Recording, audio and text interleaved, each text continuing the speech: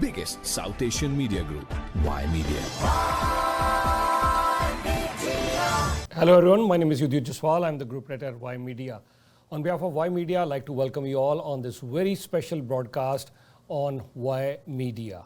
Ymedia Mainstreet poll survey. The analysis on what we're doing is this report is based on the results of the survey conducted on Saturday, February 3rd to Sunday, and February 4th, 2024. And the sample size I'd like to highlight was 1,183 adults, 18 years or older in age, all living in the region of Peel. The survey was conducted using automated telephone interviews, smart IVR. So the margin of error I would like to highlight is plus and minus 2.8% at 95% confidence level. And margin of error higher in each subsamples. So total may not add up to 100% due to rounding off. And this poll survey was commissioned exclusively by Ymedia Group and Mainstreet Research. If the Mississauga Mayoral by-election was held today, who do you think you would vote? We all know Bonnie Crombie, she was the mayor of Mississauga. She's now the Ontario Liberal Party leader, and there are quite a few candidates who would want to become the mayor of Mississauga. So here's the first polling results that we're going to publish. If elections were held today, what are the voter intentions? So on full screen, I'm going to show you this graphic. Have a look at this graphic. What are the results are saying? So of all voters, 17.5%. That's a big number. They would have supported Carolyn Parish. So Carolyn Parish clearly seems to be in lead right away. This is the first poll among a few other polls that we will be publishing, but straight away into the lead. Deepika Damrela, she's at 4.8%. Alvin Tejo, he is at 4.2%. And we know Peter McCallion, he just announced it that he also plans to run. So, and the name McCallion is a very well recognized name. Hazel McCallion, she's been there for almost good 4 decades in Mississauga. So Peter McCallion, he has 7.4% support with him. Stephen Dasco, he's a councillor there in Mississauga, very actively announcing his campaign. The numbers for him are at 8.7%. So clearly we see Carolyn Parish in the lead straight away, right off the block, 17.5%. And with 8.4%, we have Stephen Dasco. He's a second. If I could, on the full screen, if that, I could show that for another 10 seconds or so. And yes, the second is Stephen Dasco. And then we have, of course, Evelyn Tejo. He's at the third position right now, 7.4%. Then almost very similar numbers for the other two members. The poll survey for Mississauga Mayoral, we're talking. And here are the numbers. Quito, what's your take on this one? Quito, I'll start with you.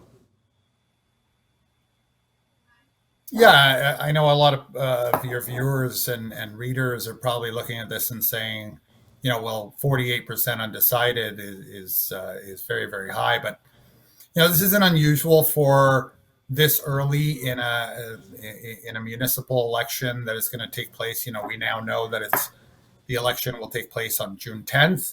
So this is actually not very unusual, very similar. We tracked the Toronto mayoral election in 2023 in very, very similar pattern. We saw the undecided dropping as we got closer and closer to election day. So certainly a good start for Carolyn Parish. I see that you're posting the numbers broken up by the ridings in Mississauga. So it's really interesting to see that.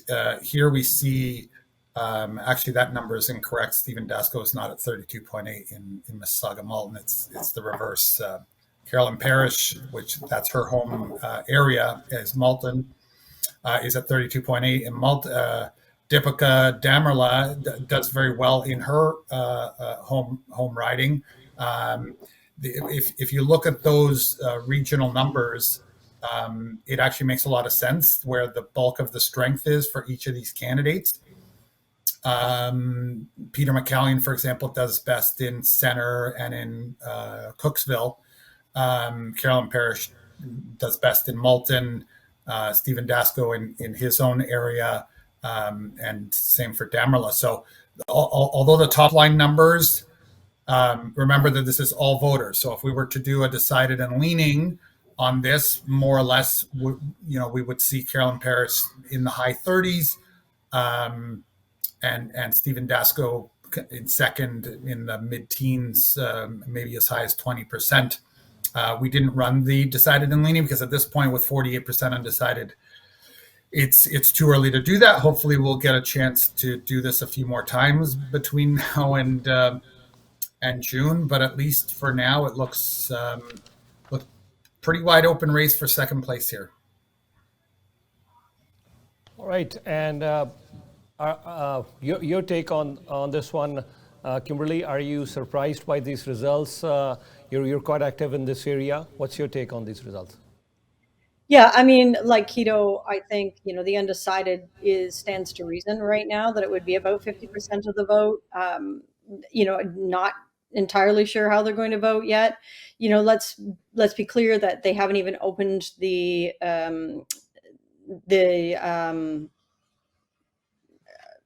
I guess the election, they haven't opened it yet. It doesn't actually open until March the 6th. So although these are the candidates that have expressed interest, until they file their papers, we don't actually know who is going to be running, and is there anybody else running? Those are questions we won't know, and they have until April 26th to actually file papers. So again, I think we're not going to see that undecided change very much until at least the end of April, when people are going to start to pay more attention. Okay, now we know who's running. Now we know where they're running.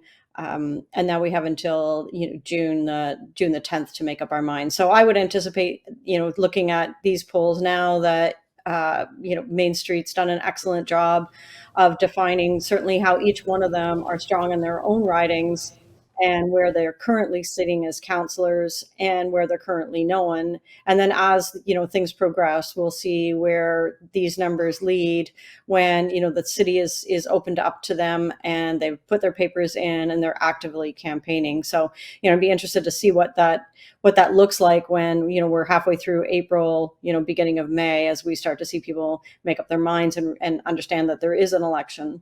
The other thing I would say about Mississauga is they traditionally have a very low voter turnout. So, Keto's done a great job here getting the numbers for us and getting us a good snapshot early. And given that it's a by-election as well, not a general election, it's going to take a lot of attention to get a lot of voters out on this by-election. Yeah, you're right. I mean, it's very early in the race, and as we move further, things could change a lot. And yeah, I couldn't agree more when you said that, yes, I must appreciate Quito and his entire team at Mainstreet. I've always, followed them. They've done an amazing job. I must compliment them and thank them, their entire team. They work very, very hard. And as we all know, one of the leading firms as far as public research, market opinion is concerned. Their accuracy as far as election results, we all know, and Mainstreet has really made a big name. So thank you so much, Quito, for that. And Kimberly, thank you so much for the analysis on Mississauga. Quito, before we move on to our provincial and federal questions, it's going to be very interesting because we're going to talk riding by riding. But anything else you quickly want to add as far as these results of Mississauga mayoral elections? But I'd like to tell you that we will be doing many poll surveys as we head towards the Mississauga mayoral elections. Quito. Yeah, I guess not unusual to see some of the crosstabs here when we look at. There's not really a difference between the way men and women are voting, but older voters are supporting Carolyn Parrish in bigger numbers. Obviously, in certain regions, she's at a low of 10% in one of the ridings and a high in her own area of almost 40%.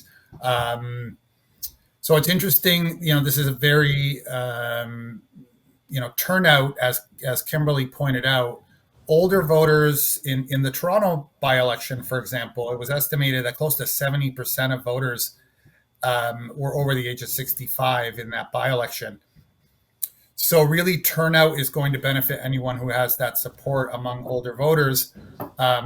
They historically outperform in every election, but more so in by-elections and more so in municipal elections. So going to be interesting to see if that pattern holds.